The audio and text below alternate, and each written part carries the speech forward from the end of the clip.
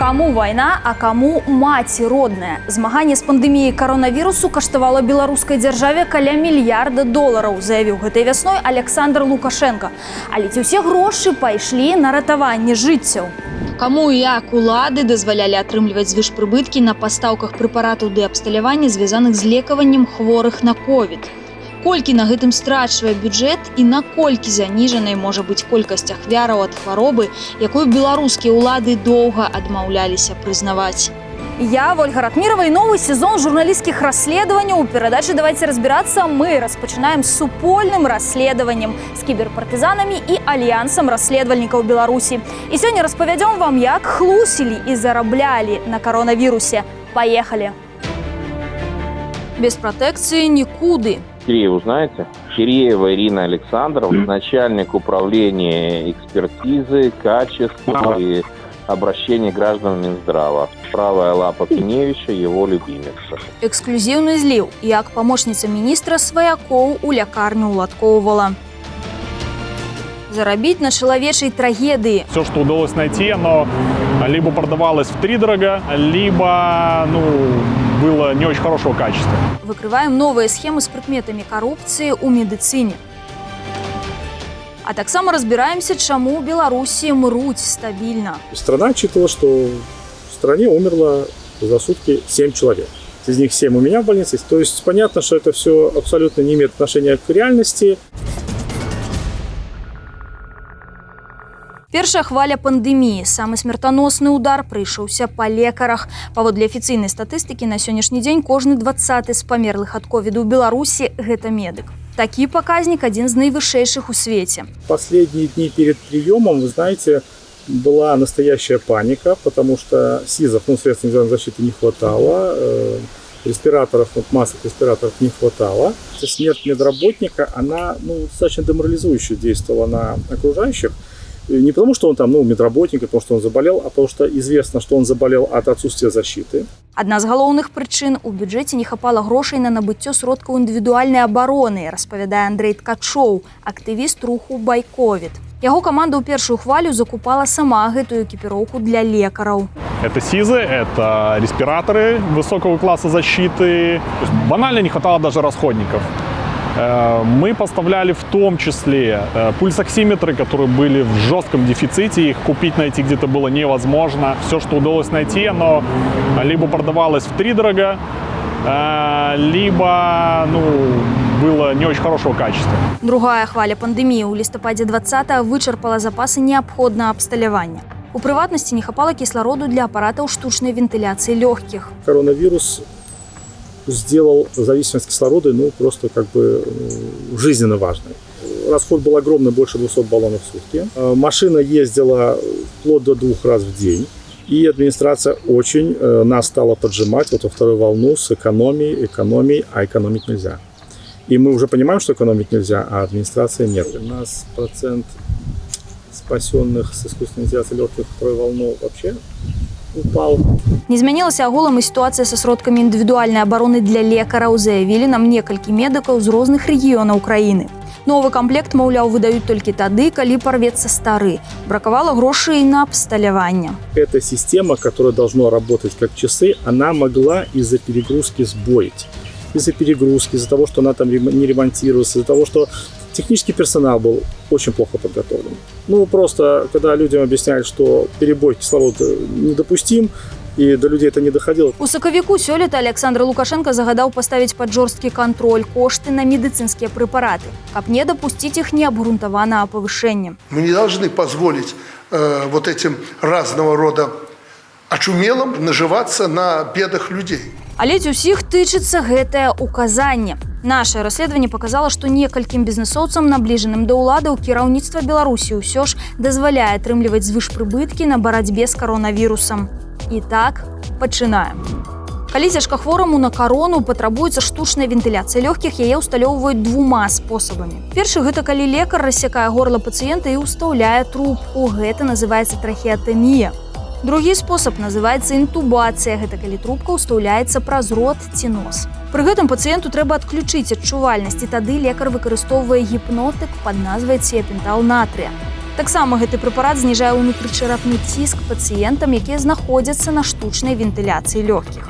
На пачатку жніўня цэнтральны дзяржаўны размеркавальнік леку Белфармацэ закупіў гэты прэпарат з Расіі на паўмільёна рублёў. Мы прыгледзеліся да кошту канкрэтных дазіровак у гэтай партыі і выявілі, што яны амаль удвая даражэйшыя, чым кошты, якія вытворца зарэгістраваў у Расіі. У выніку толькі на адной гэтай партыі бюджэт пераплаціў 185 тысяч беларускіх рублёў. Больш за 70 тысяч долараў. А зарабіла на гэтай пастаўцы беларуская фірма «Витфарммаркет». Яе мажарытарны ўласнік – бізнесовец Леонід Томчын, фігурант справы медыкаў. Жонка Томчына Анжела і ў яе паслужным спісе пасада галоўнага лекара Віцебскага анкалагічнага дыспансера ды дэпутацтва ў Віцебскім абласным савеце дэпутатаў. Сёння фірма яе мужа пастаўляе медыцынскія прэпараты беларускаму бюджэту ўдвая даражэй, чым той мог бы купіць у вытворцы. Ідзем далей. Мы казалі пра два спосабы штучнай вентыляцыі лёгкіх, калі ў чалавека тым ці іншым спосабам усталёўваюць трубкі. Але ёсць і іншы, менш траўматычны спосаб, які выкарыстоўваюць у больш лёгкіх выпадках, калі чалавек у стане дыхаць самастойна праз адмысловую маску. Гэтым летам РНПЦ кардыялогіі, які летась перапрафілявалі пад ковід, вырашыў закупіць 25 такіх масак для неінвазіўнай штучнай вентыляцыі лёгкіх. Узялі іх у беларускай кампаніі «Белмедснабтэхніка» паводле кошту ў сярэднім па 6 сотень з невялікім рублёў за штуку. Маскі нямецкай вытворчасці мы параўналі гэтыя кошты з тымі, па якіх іх прадаюць у Нямецчыне, і там яны каштуюць у 2 разы танней. У Польшчы па коштах карціна прыкладна тая, што і ў Нямецчыне. Пры гэтым на пачатку закупу РНПЦ планаваў выдаткаваць на 25 такіх масак прыкладна 5600 рублёў бюджэтных сродкаў.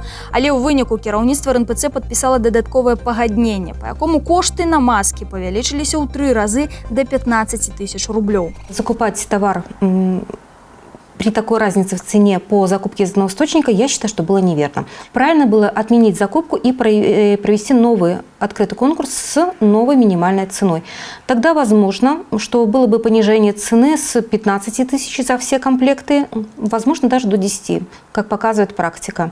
Получается, что был перерасход бюджетных средств. Такім чынам, бюджэт пераплачвае за іх удвая больш, чым яны каштуюць у раздроб у Нямецчыне ды Польшчы. Не абышлося і без Вітвара, старога знаёмага гульца для тых, хто сочыць за нашымі расследаваннямі. Ён паставіў Белфармацэ супрацьзапаленчы прэпарат Міціпрэт. Яго Мінздароўя рэкамендуе ковіднікам супрацьзапаленняў. У Расіі фінскі вытворца зарэгістраваў на гэты лек кошт няпоўных 6 беларускіх рублёў за упакоўку. Але ж Белфармацэ вырашае закупіць іх у Вітвара амаль за 30 рублёў, у 5 разоў даражэй. На гэтым адным канкрэтным закупе бюджэт пераплаціў пад паўмільёна рублёў ці 200 тысяч долараў. Нагадаем, як выявіла наше мінулае расследаванне, звышпрыбытковыя пастаўкі Вітвара арганізацыя Мінздароўя пачаліся прыблізна ў той час, як сям'я ўласніка Вітвара Алексея Сычова купіла кватэру на Нямізе ў сям'і колішняга міністра аховы здароўя Васіля Жарко. Апошняга называлі пратэжэ Людмілы Пастаялкі, бабулі малодшага сына Александра Лукашэнкі. Итак, што мы высветлілі на гэтым этапе нашага расследавання? То, што ў бюджэце не хапае грошай на кісларод, рамонт абсталявання і сродкі індывідуальнай абароны для лекараў, вынік і таго, што чыноўнікі дазваляюць узбагачацца на супрацьковідных пастаўках абраным бізнесоўцам. Тых грошай, якія бюджэт пераплаціў толькі па пералічаных намі прыкладах, хапіла б на 1000 абаронных касцюмаў для лекараў або на дзесяткі новых апаратаў ШВЛ. А колькі ж насамрэч загінула беларусаў ад пандэміі на сённяшні дзень? У прэсе неаднаразова выказваліся сумневы адносна афіцыйнай статыстыкі, і мы вырашылі праверыць яе самастойна неапрабавальнымі дагэтуль спосабамі. Агульна вядома, што афіцыйная смяротнасць ад ковіду ў Беларусі выглядае анамальна нізкай, на чвэрть ніжэй за сусветныя паказнікі на душу насельніцтва. Пры гэтым напрыканцы мінулага года ўлады ў Беларусі налічылі каля 195 тысячаў выпадкаў захворванняў ад COVID-19 і 1424 смерці. Што значна менш, чым у краінах з больш высокім узроўнем эканомікі, дзе каранцін уводзілі. У Венгрыі захварэўшых больш у 1,5 разу, а памерлых больш, чым у 6 разоў. Ізраільцяне ў мінулым годзе хварэлі і паміралі ад каронавірусу больш, чым у 2 разы за беларусаў. Але ўлады кажуць, ад інфекцыі штодзень паміраюць у сярэднім 10 чалавек. Сколько бы мы ни подавали, статистика никогда не совпадала с нашей. У меня был период, когда стало умирать по 6-7 человек в день в отделении. И страна отчитывала, что в стране умерло за сутки 7 человек. Ну, эта же статистика, она же не только с короной. У нас море заболеваний, от которых нельзя умирать, от которых летальность должна стремиться к нулю. Мы хотим быть похожи на цивилизованные страны. Мы патэлефанавалі ў міністэрства аховы здароўя і папрасілі чыноўнікаў пералічыць захады, дзякуючы якім Беларусь дасягнула такой стабільнасці па смерцях. Насчет качественного оказания медпомощи. И все. Но какие еще варианты? Пры гэтым, напрыклад, медыкам жодзінскай лякарні сорамна за прэпараты, якімі яны лекуюць хворых. Гэта вынікае са злітага запісу, які мы атрымалі ад кіберпартызанаў. Татьяна, а чем делали этот тромболизис? Стрептокиназы делали, Виталий Анатольевич? Стрептокиназы. Не позорь да, меня. серьезно Я говорю, даже такого не могу произнести. Альтеплаза. Ну, там нет, она есть альтеплаза, но в ограниченном одна ампула. Так а что ты не покупаешь? Ее что, нет на фармации? Покупаем. Так, фармация у нас огромный долг. Я посмотрела по таблице, мы выше всех, несмотря на то, что мы не самый крупный город. Пока рассчитали за долги, Наталья Владимировна, длинная песня, мы пока рассчитали за тот год, сожрали весь первый квартал. Пры гэтым паміраць у Беларусі агулам з пачатку пандэміі стала больш. У мінулым годзе Белстат засакрэціў колькасць памерлых беларусаў. СМІ абнародавалі звесткі, пададзеныя ўладамі УААН. Паводле іх, у другім квартале 2020 году памерла на 5,5 тысяч беларусаў больш, чым за апошнія 5 гадоў. Чаму ў гэтым годзе Белстат не толькі не апублікаваў справаздачу для насельніцтва, але і не перадаў актуальныя лічбы УААН? Когда, собственно, будут опубликованы цифры по естественному движению населения? Еще пока что все в процессе разработки. А это вообще каждый год так происходит, что вы там с такой задержкой публикуете данные? Нет, это из-за ковида. А, тяжело почитать? Да. А может быть, дело в том, что Белстат специально не публикует статистику, чтобы ее как-то причесать или скрыть? Нет, мы ничего специально не причесываем, все только на основании официальных документов формируется, поэтому тут этот момент вообще исключается. Можете примерно назвать какие-то сроки, вот, когда уже можно... Нет, не могу. Нет, пока такой информации. По мере готовности. Пакуль Белстат лічыць, да журналістаў трапляюць злітыя базы дадзеных. Невядомыя даслалі ў рэдакцыю медыязоны справаздачу менскіх захсаў па смяротнасці ад ковіду і экстранныя паведамленні аб тых, хто хварэў у 2020 годзе. Гэтыя матэрыялы супярэчаць афіцыйным лічбам. За ноябрь-декабрь у нас получилось 700 умерших от ковида в Минске, когда у Минздрава было 415 во всей стране за тот же самый период, день в день. Касательно заболевших, там было по-разному, в разные периоды было по-разному. То есть в периоды пика эпидемии разница была в 2 раза. Получалось, что у нас в Минске по 2200 заболевших в день регистрировали, когда Минздрав давал 1000 во всей стране, например. Такім чынам, лічбы Мінздароўя па ўсёй краіне ўдвая меншая, чым лічбы захсаў і эпідэміолагаў аднаго толькі Менску. Але наколькі надзейны гэты зліў дадзеных па захсах? Каб адказаць на гэтае пытанне, мы сабралі фокус-групу з 75 мінакоў, якія перахварэлі на ковід і маюць лісты непрацаздольнасці. Аднак у базе мы знайшлі 25 з 75, толькі траціну. А ў беларусаў, якія там апынуліся, цалкам супалі часы хваробы і нумары лякарняў. Фальсификация однозначно есть, но непонятно, на каком она уровне происходит. Это на уровне врачей, на уровне больниц, на уровне патологоанатомических бюро, либо на уровне Минздрава, мы не знаем. А як з матэматыкай у рэгіёнах? З мінулага году Мінздароўя засакрэціла і гэтыя дадзеныя. Але былы супрацоўнік Бабруйскага цэнтру гігіены даслаў нам справаздачу экстранных паведамленняў. І калі па краіне, кажуць чыноўнікі, за мінулы год перахварэла ўсяго 2% насельніцтва, то дадзеныя па Бабруйску дэманструюць значна вышэйшы паказнік – 10% кожны 10. У нашым распараджэнні апынуўся і архіў па выпісках з Бабруйскай лякарні, з якога вынікае, што толькі 3 чэрвеня ад ковіду ва ўстанове памерла 8 чалавек, тады як Мінздароўя па ўсёй краіне даваў 11 смерцяў.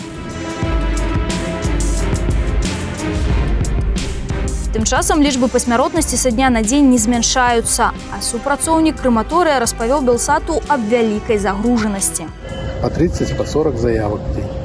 Намеснік дырэктара краматорыя Сергей Тур гэтую інфармацыю аспрэчыў. У нас все планово, в режиме работает, никакой нагрузки нету. Как раньше работал крематорий 5-10 лет тому назад, так он и сейчас работает. В день принимаем от 15 до 25 умерших на кремацию. Мы паназіралі за установай. У першы дзень зафіксавалі 22 труны, у другі 72, у трэці 40. Усяго ў крэматорыі 4 печкі, цела памерлага спальваюць за 2 гадзіны. У сярэднім плюс гадзіна на загрузку і выманне праху. За сотні крэматорый можа спаліць да 40 памерлых. Аднак наша сярэдняя лічба за 3 дні амаль 45. Крэматорый у гэтыя дні быў перагружаны.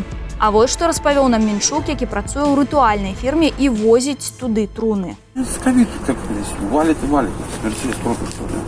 Это из-за ковида именно? Конечно. Тогда еще более-менее как-то было, а вот сейчас именно вот это вот. Это может из-за жары, там что инфаркт? Люди расслабились, вон, масочки поснимали, и все, на море катается. Мы знайшлі яшчэ адзін спосаб праверыць цверджанне аб рэзкім павелічэнні смяротнасці.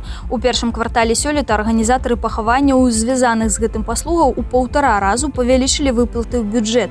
З 200 мільёнаў рублёў супраць 1 400 000 за такі ж перыяд у мінулым годзе. Пры тым, што кошты на іх паслугі засталіся прыблізна аднолькавымі. І тое, што беларусы звярталіся да рытуальшчыкаў у 1,5 разу часцей, можа сведчыць аб шматразовым заніжэнні афіцыйнай колькасці смерцяў на каронавірус. Пры гэтым, як паказваюць злівы ад кіберпартызанаў, чыноўнікі злоўжываюць службовым становішчам, каб выратаваць ад пандэміі сваіх блізкіх. Да, Владимир Степанович. Добрый день, Наталья Илларионовна. Ну, вы же прекрасно понимаете, звоню не то, чтобы услышать такой приятный голос, а чтобы нагрузить очередной проблемой. Это наша очень хорошая знакомая, температура 38. Можно я данные переброшу? Там подпрыжка взяли, может, куда-то утянули ее? Конечно, конечно, Владимир Степанович. Хорошо. Размяркоўвалі паміж сабой чыноўнікі і дэфіцытную арыгінальную вакцыну супраць каронавірусу. Дмитрий Владимирович, расскажите мне, пожалуйста, что у нас с оригинальным спутником ВИ российским именно? Мне надо 4 российских. 4, Дмитрий Владимирович. За исключением тех 3. Я даже об этих 3 даже и не вспоминаю, они лежат, и там это НЗ, как вы говорили. Да. Те неприкосновенные. И, Дмитрий Владимирович, самое сложное, мне надо это в субботу после 6 вечера. Суббота, у вас выходной день. Итак, што мы высветлілі па выніках нашага расследавання? Дадзеныя па менскіх засах, якія мы прааналізавалі, сведчаць аб тым, што афіцыйныя лічбы смяротнасці ад каронавіруса заніжаныя ў 5 разоў. Прыкладна такая ж карціна вымалёўваецца па Бабруйску. Пры гэтым моргі загружаныя ўдвая больш, чым кажуць улады, а рытуальнае бюро зарабілі толькі ў першым квартале гэтага года у 1,5 разу больш, чым летась. Пры гэтым змаганне з каронавірусам у Беларусі аслабленае схемамі з прыкметамі карупцыі. Бюджэтныя арганізацыі ў разы пераплочваюць за лекі і абсталяванне абраным бізнэсоўцам. Калі ж хвароба кранае саміх чыноўнікаў і іх блізкіх, то яны ўключаюць тэлефоннае права, каб абысці дэфіцыт сродкаў, які звычайным грамадзянам каштуе жыццяў. Каб не прапусціць новыя расследаванні тэлеканалу Белсат, падпісвайцеся на наш YouTube-канал і далучайцеся да нашых груп у сацыяльных сетках.